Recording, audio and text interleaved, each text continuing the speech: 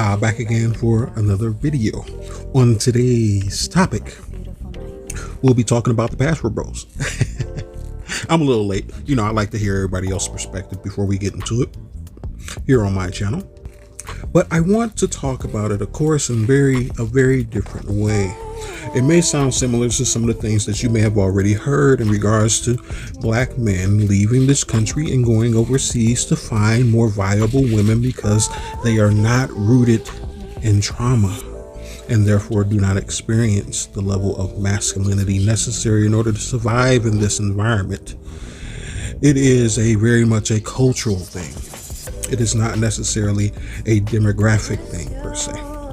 While yes, in the black community, we experience these things at a higher level, but you have to look at the environment in which that we come from, right? And the socialization and the history and the yada, yada, yada, right? So we are a very unique people on this earth, and we always have been. As soon as we came to the United States, probably a little bit before then as well. Everything that, we do, the world pays attention to, right? But anyways, Passport Bros has hit the stratosphere, right? It's hitting all the major outlets in regards to social media. It's hitting the ears of the women, and they're feeling some kind of way about it. But if you notice, right, you don't hear really many. I've seen a few, don't get me wrong, but you don't hear many white women, Asian women, Mexican women, Latin women, Filipino women, etc. here that are born here in the United States complaining about this. Why? Because they come from a different culture in many cases, even though they live in the same United States that we do. Now, I will say that they are experiencing a level of saturation as well in regards to the men complaining about them. But you don't hear it so much in regards to what black men have been saying for over 100 years, I guess. Something like that, to the tune of, right? But my thing is, you hear it from black women a lot. Well, we don't want you Dusties no way, this and that, blah, blah, blah, blah, the same old rhetoric, right? It's the only tool that most of them have is shame, unfortunately. So they think that they can shame you back. I don't know how that works, but they're trying it. I maybe it works on children. I don't know. I don't think it works on men. The only thing that works on men, as far as what women can give them, to my knowledge, is femininity, and I'm talking about effectively. You can manipulate and you can disillusion a man for only so long, and he's going to catch on. But that femininity, oh yes, it'll keep him asleep for a lifetime. You can bet your bottom dollar on that one. But anyways, but you hear it from the women because it's reached their ears, and they have all these things to say about it. Now, as you can see from the topic, this is a little bit deeper than what people think it as. They think that it's just an occurrence, it's just something that happened because of a saturation of women who reached an unbearable level of disagreeableness, etc., etc. Somewhat. But the real meat of it here is because what are men meant to do? What are we meant to do? What have we been doing since we were invented, okay? Since we graced the earth with our feet. What have we been doing in regards to women and children, right? We've been protecting, we've been providing. But what do we need to do in order to protect and provide? We need to challenge. We need to overcome. We need to test and overcome those boundaries as well. We need to push a little bit further. We need to invent, create new things. We need to think outside of the box. We went from caves to living in houses, to mansions, to living out in the outer reaches of our atmosphere. Okay? We've done it. Yes, women have contributed, but the vast majority of things that have created these pathways, these pioneering advents of new areas that have been unexplored, were done and created by men. Why? Because that's what we do. When we are faced with a problem, no matter how small, how big, how unimportant, if it gets in our way, we're going to find a solution around it. It doesn't matter where you come from. It doesn't matter how old you are. It doesn't, well, kind of, but it doesn't matter, what your race is. It doesn't matter what, how much money you make. It doesn't matter. From the most poorest homeless man to the most richest man on earth, we all have this trait in us. Some more than others. Some damn near not at all. But it's there. And that trait is to test adversity, to overcome adversity, and then to put in place a solution that is long-term sustainable in order to mitigate that adversity coming again. That's what we do. I mean, look at everything around you.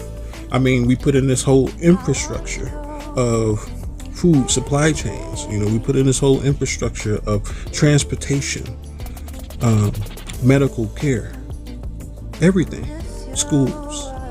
We said, wow, the kids are really dumb. No, I'm just joking, but we said, we would like to compete with other countries as far as education goes. I mean, there are other reasons, of course, but then we created these higher learning institutions so that we can compete, so that we can create, so that we can compile and build our knowledge to the point where we are creating new avenues of pioneerings. That's what we did. It doesn't matter what it is. We took the Model T and now we have Corvettes, right? We took the horse and buggy and now we have cars, right? We keep building upon these things. How much faster can we go? How much quicker can we? Look at automation. Who do you think invented that? How much faster can we get these things done? How seamless can we make this for ourselves in regards to doing the same old thing that we're doing, but with more efficiency? We do this. Women, on the other hand, they say, if self-checkout never came, you would never hear a woman complain about self-checkout being a thing, not being a thing. You never hear it. Men, we're like, this is we can streamline this. We can make a little money off of that. And, we don't have to pay employees no more. And then these people, they get to bag their own stuff up at their leisure. They don't have to worry about anybody misbagging their things, putting heavy stuff with the eggs or the bread, right? The little stupid reasons, but nonetheless. And that's what they did. We figured out that we can have robots build the cars instead of hiring people to do that. Because not only do they build the cars without pay, but they also do it more efficiently and at a faster pace. Doing the same old thing. We take something that is already there. I think you're really cool. And then we say, how can we do this better? Yeah, that's what I said. We're still overcoming even after we built the way to survive and to sustain our lives a lot longer and much safer than what they used to be. We're still figuring out, how can this be a little bit better? It's gotta be. It's gotta be a way. It's gotta be a way. We can genetically modify this stuff, right? We can create the McDonald's where you don't actually have to have workers. We can just have robots do everything on the inside, from taking your pay to making your burger to serving you.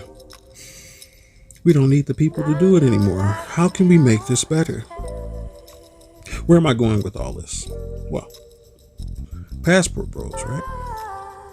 Passport bros are part of the same community that was complaining about the women. They said, we like women, but the women that we're dealing with really aren't women anymore. How can we fix this? How can we fix this? with our means. How can we overcome this adversity? And thus the Passport Bros were born. Now, granted, black men have been traveling for a long time. It's just now that we hit a hashtag, it's reaching places that it normally wouldn't reach. As far as being socially acceptable and socially accessible as an idea of how to do something better. We thought going to other states was fun. Yeah, we can go to another state and meet a total different woman, but they're just as corrupted there as where you came from. How can we solve this problem? Well, you ever been to Thailand? How about Costa Rica? Maybe even Germany. Have you ever been there? Oh no, the women are probably the same over there. I heard that plenty of times before I joined the military. Black men were very much not part of traveling. So they thought that everywhere that was outside of where they were was pretty much just the same, because they traveled up the block and they seen the same thing. They traveled around the corner and they seen the same thing. They traveled to the next city over and they seen the same thing. They traveled to the next state over and they seen the same thing. They traveled to the next coast and they seen the same thing. So they was like, well, everything's pretty much the same. So why even waste the time going overseas? But then someone said, hey, check out these few videos of these women and these men together. Look how much they enjoy things. Yeah, that's real. And black men said, oh, well, I'll consider it. But there was some portion of black men that was like, I think I'm going to take a chance here. So they went overseas. They had a great time. They enjoyed themselves. And they came to realize that the only place that this is going on is in America. And thus, the light bulb came on. This is how we solve the problem that we've been dealing with for, like I said, over 100 years. We're no longer captive to this country anymore, to the point where we cannot leave its borders, let alone the city or the plantation that we were on. Black women were banking that was always going to be the case. Many women, not all black women, but a lot of them, they were banking that their cash cows would always come home. But then when they see that hashtag and they see the videos that the other men seen, which inspired them to go overseas, they were like, oh, well, damn, something's going on. They're doing something that we're not capable of stopping. We don't have that power to stop them. The United States government has been trying to stop black men from leaving this country for a very, very, very long time. If you pay attention to some of the laws in regards to the interminglings as far as the civil structure between men and women in this country, specifically the things surrounding child support, if you're behind about $2,000, you cannot get a passport. Guess who's in poverty? Guess who is more likely to be in poverty? Guess who is more likely to be without a decent job many times, and who's more than likely part of the structure that supports single motherhood? That'd be black men. See, what they weren't counting on, they were counting on that this structure would continue to perpetuate itself, and that the black women would keep the black men in check through this system. But what they weren't counting on was that thing about men to overcome adversity. They were not counting on that. They were not counting on black men to ever figure out a solution, a way around this problem. They thought that we would always be a victim of the environment. But one thing that they should know about us is that we are the creators of this earth. And I don't mean that we've created everything on this earth, but everything they are is because of us. This dates back.